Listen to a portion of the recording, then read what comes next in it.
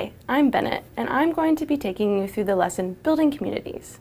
This lesson has students work as a team to build a community in order to gain a deeper understanding of inequities at a global and local scale.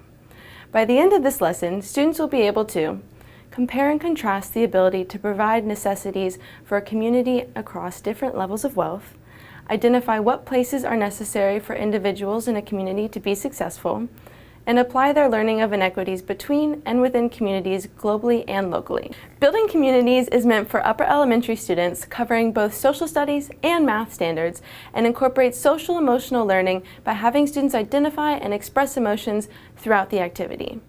To complete this lesson, you will need the provided project worksheet, fake dollar bills, and materials for the supply store. There is a list of suggested supplies in the lesson plan. So let's get started. To begin, all that students need to know is they will be building communities in small groups. You will have set up a series of envelopes. Some have $25, some have $15, and some have $5. But the teacher is the only one that knows how much is in each envelope and that there's any difference between them. As a class, brainstorm places that students think a community needs in order to be successful.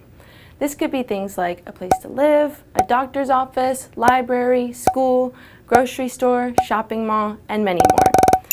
After creating the list, come together to decide just 5 places that students think are absolutely necessary to meet the needs of people living in a community.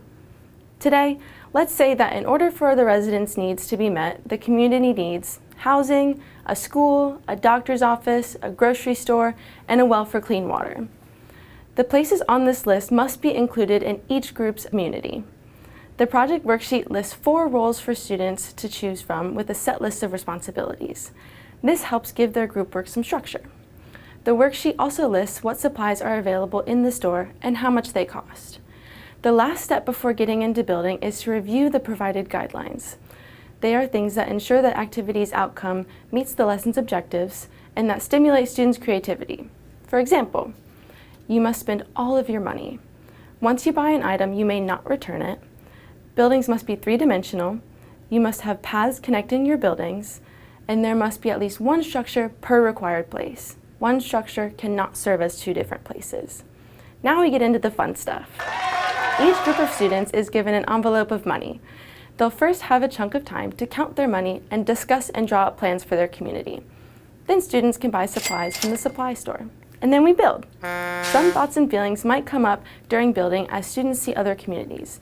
They may begin to notice differences between their group and other groups. Encourage students to make these observations and hold on to them to be discussed at the end. When building is complete, do a gallery walk so everyone can see each of the 3D communities. Ask students, what differences do you notice between the groups? If it hasn't yet come up, share that groups were given different amounts of money. Ask, is it clear to you how much money each group had?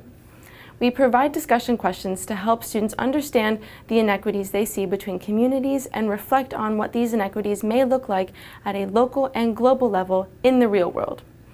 For example, if your group had the lowest amount of money, how do you feel looking at communities built by groups with the highest amount of money? And vice versa. Do you think these kinds of inequities exist in the world today? What about right here in our area? In order to make a clear connection to global inequities, we suggest you read the first page and the Money and Possessions section from If the World Were a Village by David J. Smith. Ask students, how does this information relate to the activity we just completed? Conversations surrounding inequity are not easy, especially with young students, and students might want to know why these inequalities exist in the first place. There are a lot of wonderful, age-appropriate resources about this topic, and we have put together a short list of websites at the end of the lesson that have great information to help navigate a conversation with young people about wealth inequality. And that's Building Communities. To access this lesson plan and many others, visit www.populationeducation.org. Thanks!